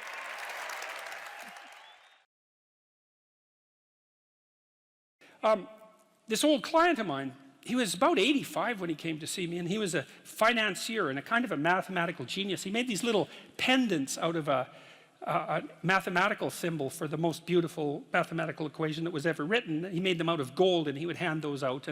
And he had studied psychology as a young man, and he introduced me to this concept that I didn't know about, called the Pareto distribution, which, see, I'd been taught as a psychologist that most human characteristics were normally distributed, right? So most people were average and some people were extreme. That's a Pareto, or a normal distribution. Intelligence is like that, and height, there's more people of average height than very tall or very short, and weight is like that, and lots of things are normally distributed, and psychologists tend to assume that everything is, but it isn't. Creative products are distributed in a Pareto distribution, and that's a whole different thing, and it's really important to know this. It's another fundamental fact, the knowledge of which can sort of transform the way you conceptualize, let's say, the political landscape. So here's an example of the Pareto distribution.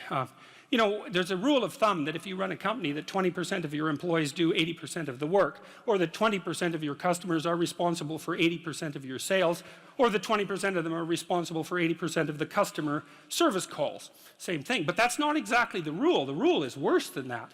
The rule is, in a given domain, the square root of the number of people operating in that domain do half the productive work. So you think, well, you have 10 employees, 3 of them do half the work. It's like, yeah, okay. What if you have 100 employees? Then 10 of them do half the work. What if you have 1,000 employees? Well, then it's 30. And if it's 10,000 employees, then it's 100. And this actually turns out to be a rather ironclad rule. It applies across very, very many situations. It applies, for example, to the mass of stars and the size of cities. So you can see how universal it is as a law. And it's something like those that have more get more, and those that have less get less. That's the Matthew principle, right? To those who have everything, more will be given. From those who have nothing, everything will be taken away. And the economists sometimes call that the Matthew principle. And so what that lays out is a world that's rife with inequality. So, you know, you hear this idea that I think it's the 85 richest people in the world have more money than the bottom 2 billion. That's a Pareto distribution phenomena. And you might say, to hell with capitalism for producing that. It's like, sorry, you got your diagnosis wrong. It's a natural law.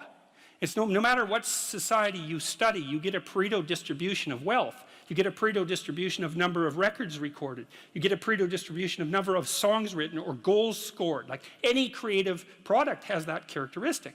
And it's partly because as you start to become successful, let's say, people offer you more and more opportunities. And as you start to fail, people move away from you and you plummet. And so, okay, so that's rough. So what it means is that there is always a landscape of inequality. And I'm not saying that we shouldn't do anything about it, although I am saying that we don't know what to do about it. That's the thing, you know, because you can modify the Pareto distribution of wealth, let's say, but we don't know how to do it without maybe disrupting the system so completely that it collapses, which is what happened in the Soviet Union, for example, and in Maoist China. They were trying, at least in principle, to adjust inequality. But the cure was far worse than the disease. And the truth of the matter is we actually don't know technically how much inequality there has to be to generate wealth. We can guess, and you could say, well, there should be less, and you might say, well, there should be more. If you're left-wing, you'd say less, and if you're right-wing, you'd say, well, we'll just let the inequality flourish.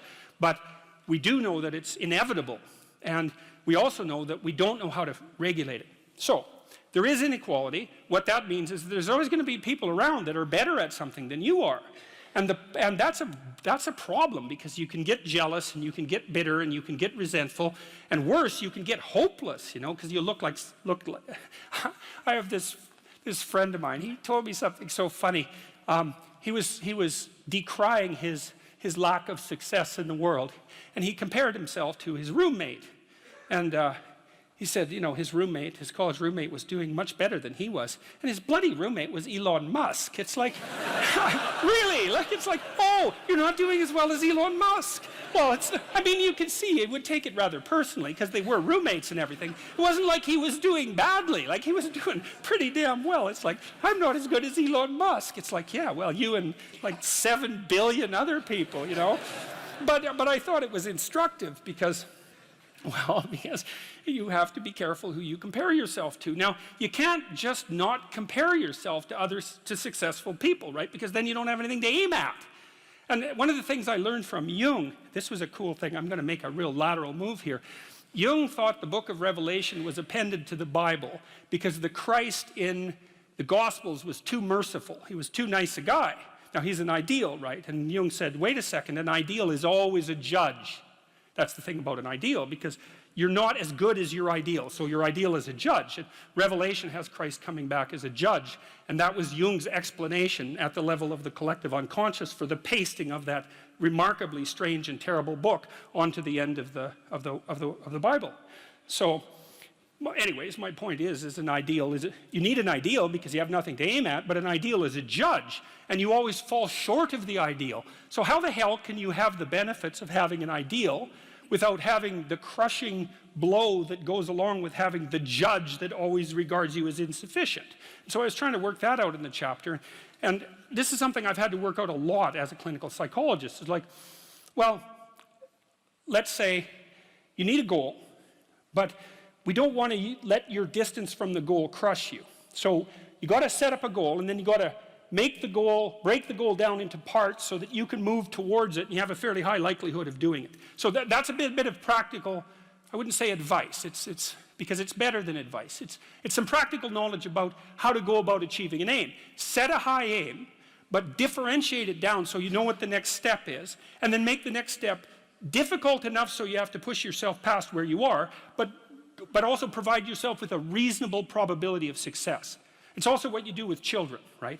You want to push them because they need to grow up and be more than they are, right? But you don't want to crush them with constant failure. So what you do is aim high and make the goal difficult but proximal. So anyways, so that's one way of looking at it. But then the next thing is, you know, I've had clients, many clients in their 30s, who are trying to. This is more true with women, I would say. A lot of women who are very high achieving and who established their career goals at 30 and then want to differentiate out their life. They want to have a husband, they want to have a family, they're trying to figure out how to do that. And one of the things I've noticed that around 30, you really have to stop comparing yourself in some ways to other people. And the reason for that is that the particularities of your life are so idiosyncratic that there isn't anyone really all that much like you, you know, because the details of your life happen to matter.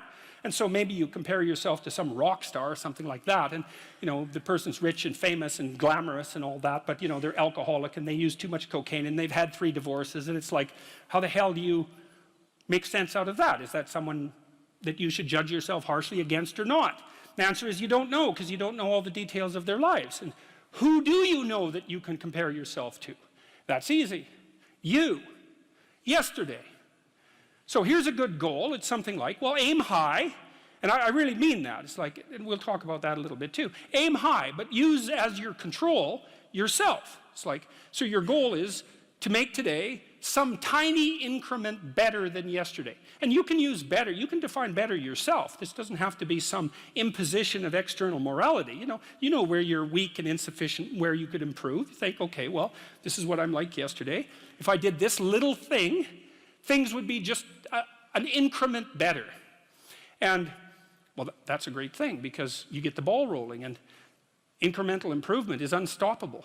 You can actually implement it, and it starts to generate Pareto distribution-like consequences. It starts to compound. And I've seen that happen in people's lives over and over. People write me all the time and tell me that they're doing that, but I've seen that happen in people's lives continually. They make a goal that, the goal should be, how could I conceive of my life so that if I had that life, it would clearly be worth living, so I wouldn't have to be bitter, resentful, deceitful, arrogant, and vengeful.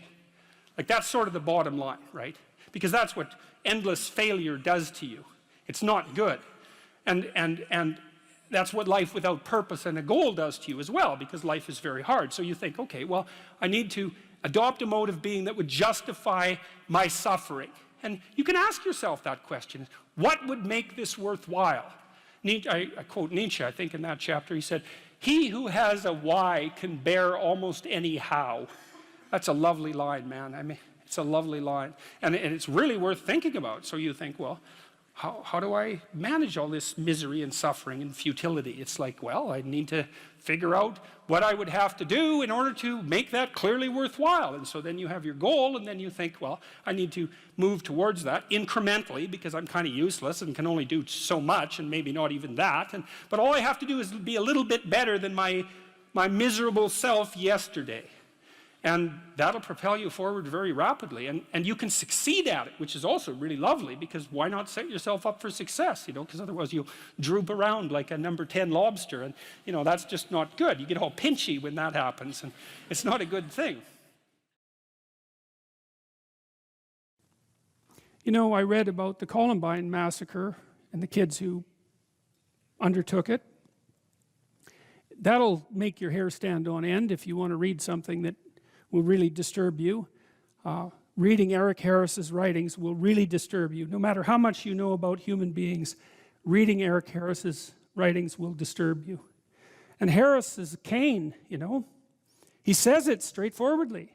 He hates human beings. He hates being itself. He would destroy everything if it was within his power to do that. And of course, him and his colleague were motivated to produce far more carnage than they managed that day. What was successful was only a fraction of what they had planned. And Harris said very straightforwardly that he had set himself up as the judge of being, and that it lacked all utility in his eyes. Human beings, certainly, should all be removed from the face of existence because of their pathology and the fundamental horrors of being itself. So there's nothing in the Cain and Abel story that isn't real. It's real, and Cain complains to God, as people will when their dreams are dashed. And that goes for people who don't believe in God too. It doesn't really matter, you know. It's harder, I suppose, if you're atheistic to figure out who to blame. But that doesn't mean that the sentiment, well, it doesn't mean that the sentiment is any different, right? The same drama is being enacted. You shake your fist at the structure of being rather than at God himself, but it doesn't make any difference except in the details. So God responds to Cain and tells him that he's got no right to judge being before he gets his sacrificial house in order. And even worse, he says that Cain is the architect of his own downfall, and the invited catastrophe in into his own house willingly, and entered into a creative union with it, and therefore brought about his own demise. And it's that additional self-knowledge, and you can imagine too, you know, imagine that you're facing your life, you're facing the failures of your life, and let's say that you've had a failed life, and you're bitter about that, and then you meditate upon it, and you think, well, why has this come about? And then you think, well, perhaps I did something wrong. You know, when Alexander Solzhenitsyn wrote the Gulag Archipelago, which is the book that detailed the catastrophes of the Soviet Union and helped bring it down, there's one part of that book that just struck me so viciously when I read it. He was in the Gulag, and he was there for a very long time, and he said that he observed a variety of people in the camps who he really admired. They were rare. They were usually religious believers in his experience, who were not participating in the pathology of the camps at all, period, no matter what. He said he learned a lot from watching those people. He had a hard time believing that they even existed, that they could even exist. But he said that one of the things that he was brought to as a consequence of watching those people live their contract with goodness out, even under the most horrifying of conditions, was that it was possible that he himself was responsible for his position in the camp. Now, it's a very dangerous line of argumentation, you know, because who wants to be the one who blames the victim for the catastrophe? You know, you have to be very careful when you walk down that road. But Solzhenitsyn was speaking about himself. And he said, well, he was a communist, you know, and he arrogantly and forthrightly moved the movement out into the world, and had not fully gone over his life with a fine-tooth comb to find out what mistakes he had made that brought him so low. But his contention eventually was that part of the reason that he ended up where he ended up was because he and many others had completely forfeited their relationship with the truth and allowed their society to degenerate into deceit and tyrannical catastrophe without mounting sufficient opposition. And so he decided, when he was in the camps, to straighten himself out bit by bit. And that culminated in the production of the Gulag Archipelago, and that book really demolished once and for all any moral credibility that the communist totalitarian systems had left. And so one man in the depths of catastrophe, who determined through good example, at least in part, to stop lying, produced a book eventually that demolished the foundation of the very system that had imprisoned him. And that is really worth thinking about. That's one example of the absolute grandeur of the human soul and the capacity for transformation that it has when let loose properly on the world. So let's say you're conceptualizing your own failure, you know, and you meditated on it, and you come to the conclusion that God forced Cain to. Hey, not only have things not been going very well for you, but it's actually your fault. And not only that, you brought it on yourself. And not only that, you knew it all the time. Well, then you might think you'll wake up and fly right? You'll get your wings in order and fly right, but there's no reason to assume that at all, and that's not what happens to Cain.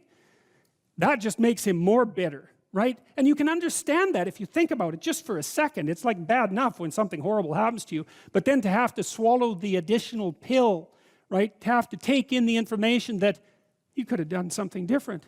It was avoidable, and you knew it at the time, and you decided to do it anyways. And I think people are in that situation a lot more often than anyone is willing to admit. You know, you have that little voice in the back of your head that says, don't do it. And you override it. And you know it's arrogance that makes you override it. It's always arrogance, you know. It always warns you. It's always arrogance. Yeah, I can get away with it. It's like, no, you can't. I don't think you ever get away with anything. So, and maybe your experience has taught you different, but my suspicions are it hasn't. And if you think it has, well, the other shoe hasn't yet dropped. So Cain doesn't take the opportunity to let God's wisdom reorient his character. And that could have been the outcome. He could have got down on his knees, so to speak, and said, oh my God, I've been wrong all along. I've been living improperly. I've been making the wrong sacrifices. Abel deserves everything he has. I got exactly what was coming to me. You know, could I possibly now straighten myself out and live in repentance and improve my position? But that's not what he did at all. He said, all right, fair enough. I get it. It's like, I'm going to go after the thing I most admire, and I'm going to destroy it. And I'm going to do that despite its cost to me. And I'm going to do that just to spite the creator of being. Well, that's exactly what Harris did at Columbine. It's exactly what he says, in fact, in his uncanny writings. It's why the mass murderers always shoot themselves afterwards, not before.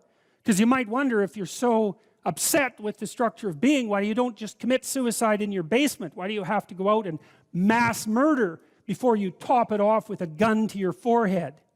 Well, you don't make the point as effectively if you just commit suicide in your basement. It's like, well, my life means nothing to me, but neither does anyone else's, and neither does the structure of being itself, and I'll take all my revenge as much as I possibly can, and then just to show you how little I care, I'll cap myself off at the end. And I would say also, people say all the time, I don't understand how that could happen. It's like, I don't believe that.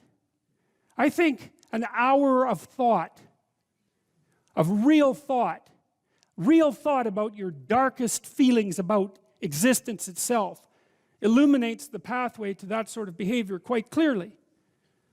And I think if you, I mean, I might be wrong. Like, I might be a darker person than most, and it's certain. Okay.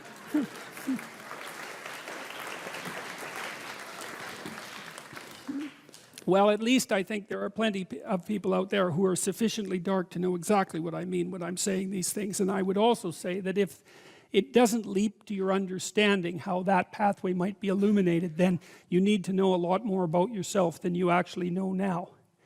Because whatever you might say about someone like Eric Harris, he was a human being too, you know. There's this idea in the New Testament that Christ was he who took the sins of the world unto himself. It's a very complicated idea, but part of it is associated with the idea that he met the devil in the desert as well. To take the sins of mankind onto yourself is to understand that within you dwells exactly the same spirit that commit the atrocities at Columbine or that ran the camps at Auschwitz, and to actually understand that that's part and parcel of your makeup, and then to take responsibility for it. And I think that in the aftermath of the terrible 20th century, that's what we're left with. We're left with the necessity to take responsibility for the most terrible aspects of ourselves. And that way, perhaps we can stop those terrible things from happening again. That's all.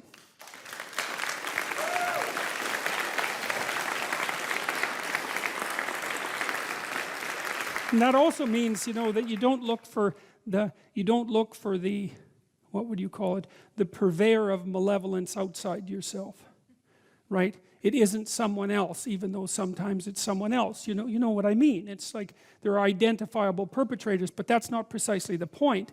The point is something more like that the proper place for the encapsulation of that malevolence, at least the proper place to start, is within the confines of your own existence, and then perhaps within the confines of your family. And that way you're not a danger to those that you misapprehend as malevolent and evil, because you won't get your aim right to begin with. You'll identify them improperly, and you'll take your revenge in a manner that allows you to omit your own responsibility, to act out your unconscious desire for revenge, and to move the world just that much closer to hell.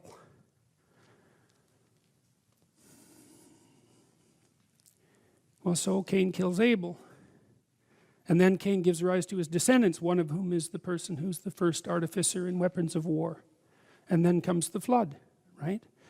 Which seems perfectly, miraculously reasonable to me, because what those stories do, it's so amazing that the story of Cain and Abel segues into the story of the flood, because it is the case that the catastrophes that beset society can best be conceptualized as the spread of individual pathology into the social world, and the what would you call the magnification of that pathology to the point where everything comes apart. And I truly believe that if you familiarize yourself with the last 100 years of history, that that's the conclusion that you would derive. And the people who are most wise that I've read who've commented on that say the same thing over and over, which is the key to the prevention of the horrors of Auschwitz and the Gulag in the future is the reconstruction of the individual soul at the level of each individual. And that's a terrible message because it puts the burden on you. But it's an amazing message because it also means that you could be the source of the process that stops that catastrophe and malevolence from ever emerging again. And you know, it's hard for me to imagine that you have anything that could possibly be better to do with the time that you have left. Why? I was at the Modern Art Museum of Art in New York. I'm afraid I don't remember which one, unfortunately, but I was in this amazing room. You know, it had all these priceless paintings from the late Renaissance hanging in it. You know, each painting worth, who knows, $1 billion maybe. They're priceless paintings. So the room it's a shrine, and it was full of people from all over the world who were looking at these paintings. You think, well, what the hell are these people doing coming to this room looking at these paintings? Like, what are they up to? One of them was a painting of the Assumption of Mary, right? Brilliantly composed. And there was all these people looking at it. And I thought, what are they doing? They don't know what that means. Like, why are they looking at that painting? Why is it in this room? Why does it cost $1 billion? Why is that painting worth so much? And the answer to that is, well, we don't really know. Like, it happened. They're sacred objects in some sense, and we gaze at them in ignorance and wonder. And the reason for that is that the unknown shines through them at us and in partially articulated form. And so,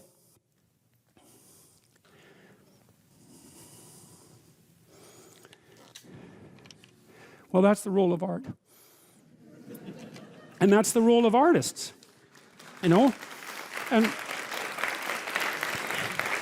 real artists are contending with the unknown, right? And they're possessed by it. They have a personality trait, openness, that makes them do that. They can't even help it.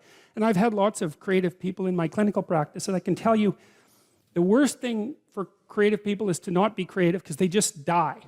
And because it's like maybe you're a tree with a few major branches, you know? That's your personality. So if you're extroverted, man, you can't be cut off from people because you just wither.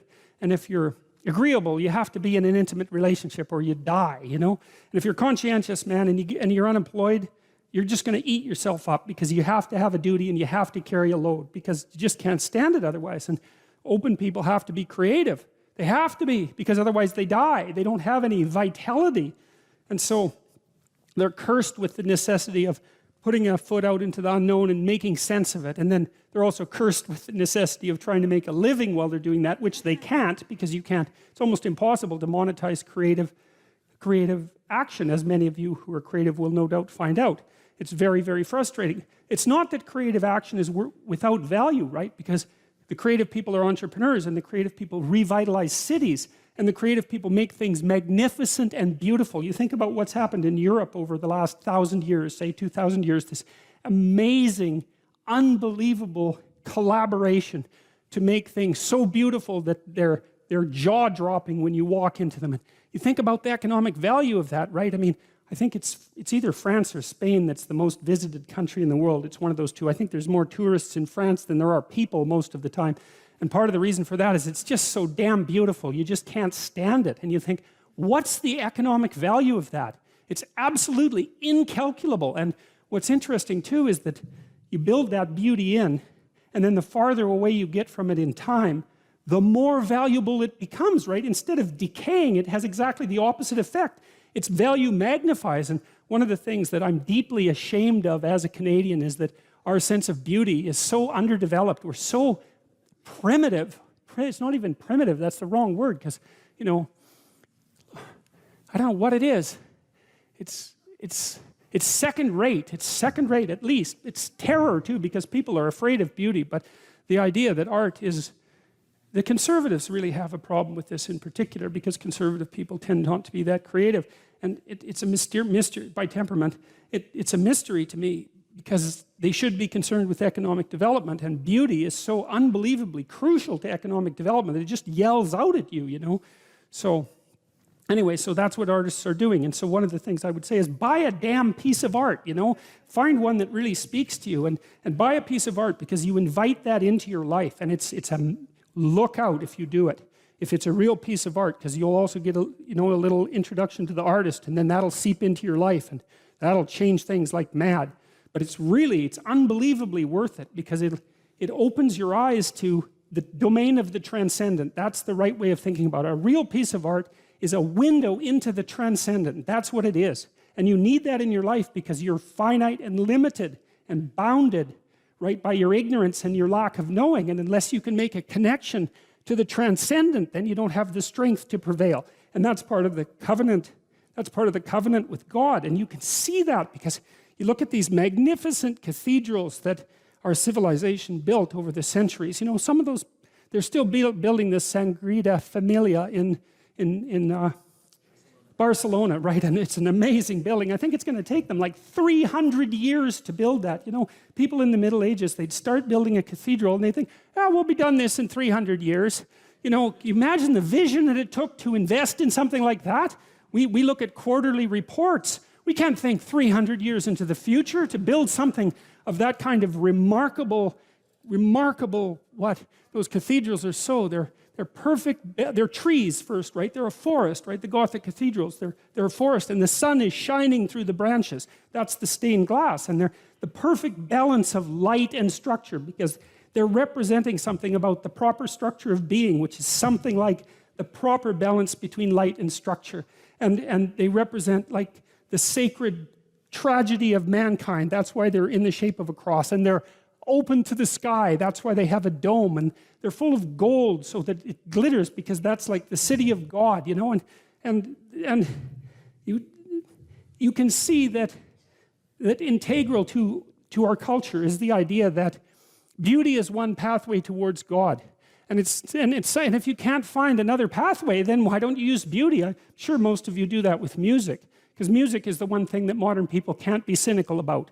Thank God for that. And I've been fascinated by music because of that. It speaks meaning to people, right? Even nihilistic punk rockers are so damn engaged with their music that they can hardly stand it. And you can knock on them and say, look, you know, you're having a transcendent religious experience, and they'll just tell you to fuck off because that's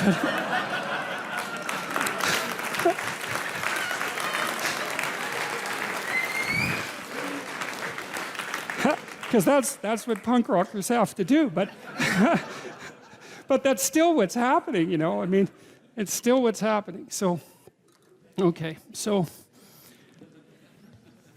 I got into all that because I was talking about the Bible as literature, you know, and trying to lay out, because we need in our culture to justify the arts. And you have to, I don't want to do that by talking about high culture, talking about something abstract and evanescent. That's the wrong way to go about it. This is vital. You know, like one of the things that's really interesting about the University of Toronto is that the one side of the campus where we are is beautiful, medieval cathedral, and the other side is god-awful factory. And you know, and the thing is, the attitude towards knowledge has paralleled that architectural transformation. You know, at one point, the humanities, let's say, were a sacred endeavor, and so was the art of being educated in the university, and that's turned into like mass factory, and that's reflected in the architecture. This isn't accidental. None of this happens by random chance, you know. It's not like there's a conspiracy or anything, because there isn't, but that doesn't mean that these things aren't tangled together. And the loss of beauty in the universities is a catastrophe, because without that beauty, there's no call to higher being. You know, this is also why, you know, I've mentioned to people that they should clean up their rooms. That's become quite the internet meme. But I'm really serious about it, because it's really hard to do that. And I've been cleaning up my room, by the way, for about 4 months now, because my life was thrown into such a catastrophe, and also we were renovating. And so, but it isn't just that you clean it up, you also make it beautiful. And it's really hard to make something beautiful. And it's really worthwhile. And what's really cool is if you learn to make something beautiful, even one thing, if you can just make one thing in your life beautiful, then you've established a relationship with beauty. And then you can start to expand that relationship with beauty out into the world, like into other elements of your life. And that is so worthwhile. It's just incredibly, crazily worthwhile. And that's an invitation to the divine. You know, you have to be daring to do that. And people are terrified of it. People are terrified of color. They paint their walls beige. They're terrified of art. They buy some mass-produced thing because they don't want anybody laughing at them for their lack of taste. And they would get laughed at because they have no taste. But you have to, well, it's right, because what do you know, right? You have to develop it. And so you're going to stumble along and make mistakes to begin with. And you're going to show yourself, because if you buy, oh, I think this is pretty, and you know, somebody comes over and goes, hey, what's up with you? It's kind of hard on your self-esteem, but it's you're stumbling towards the right, you're stumbling towards the kingdom of God. That's what you're stumbling towards when you try to make an aesthetic decision and to put something in your life that's beautiful. And it's unbelievably worthwhile to do that. And you have to steer clear of the frauds and the con artists and all of that. And art is full of that, of course, because it's difficult to distinguish between the real thing and the fraud, but it's unbelievably worthwhile. And so back to literature. I'm telling you this partly because I've been thinking a lot about the humanities and the arts. And practically speaking, because I know that artistic types are also entrepreneurial types, they're the same personality types, and so it's very much worthwhile to make an economic and practical case for this sort of thing. You study literature and the humanities so that you can familiarize yourself with the wisdom of our civilization. Man, you should do that, because people have been working on this thing for a long time, and it's rich beyond comparison, so why wouldn't you do that? And you teach yourself to read, and you teach yourself to speak, and you teach yourself to think, and you teach yourself to communicate. And I can tell you, if you can read and think and communicate, you are absolutely 100% unstoppable. And that's another thing that's so interesting about the humanities education that's at the core of the university. It's like there's nothing more economically valuable than teaching people how to articulate themselves and communicate, because they can identify problems, they can formulate solutions, they can negotiate to consensus, they can negotiate on their own behalf or on the behalf of others. It's like there's absolutely no downside to it, except that there's responsibility that goes along with it. But it doesn't matter, because there's no escape from responsibility. You can either take it voluntarily or you can take it involuntarily. Those are your options, but there aren't any other options. And so we need to understand the role of art and literature and stop thinking about it as an option. It's not an option. It's not an option. What is it said? Man does not live by bread alone. That's exactly right. We live by beauty. We live by literature. We live by art. And literally, not metaphorically, we cannot live without it because life is too dismal and tragic in the absence of the sublime. So that's an interesting thing. Well, so let's say you go over your past with a fine-tooth comb and you decide you're going to take responsibility for everything that you did that was wrong and everything that you failed to do that you could have done that was right. It's like, does that change the world? It's like, depends on how thoroughly you do it. You might say it changes the world like nothing else possibly can. And I think that that's actually right. You have to allow yourself a certain latitude for error. And that's a useful thing to know too. One of the things I tell people when they're trying to develop a vision for their life or an implementable plan is make a bad plan. Like, make the best one you can, but don't get obsessive about it. It's like, make a plan, implement it. You'll figure out when you implement it why it's stupid. Exactly. And then you can fix it a little bit.